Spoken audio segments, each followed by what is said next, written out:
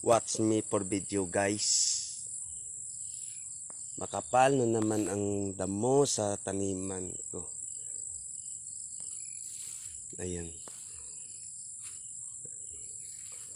Sa takwayan ko guys. Ayan. For today's video guys, harvestin ko to mamaya. Ayan. Malalaki na naman oh. Ayan. Obrahon ko duman daya guys. Diyan damo nga dya, tinuan ko duman dya.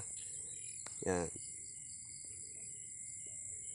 Kapag masipag ka guys, walang imposible.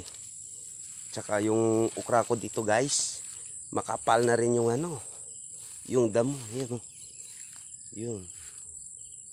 Yan. Ayan yun. Grabe. Yan guys yung ukra ko. Yan.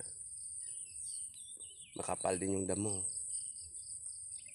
Yan. Busy kasi nung New Year eh. Pero sisiyo lang to sa akin guys. For today's video guys, harvestin ko tong ilugbati ko na to guys, yung tanim. Yan. Yan. Mahaba na naman guys oh. Yun. Yan. May tanim pa ako dito guys na ano, kulitis. Ayun oh. Yun, masarap to guys sa isda. Panglahok, lalo na kung sabawan mo, may kamatis. Yan.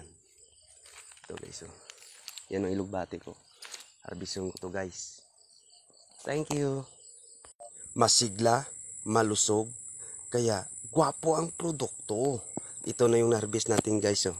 Na ilugbati. Yan. Bagong pitas talaga ito guys. Yan. Masarap ang lasang nito guys. Lalo na kung lahukan mo ng kapayas. Ganyan.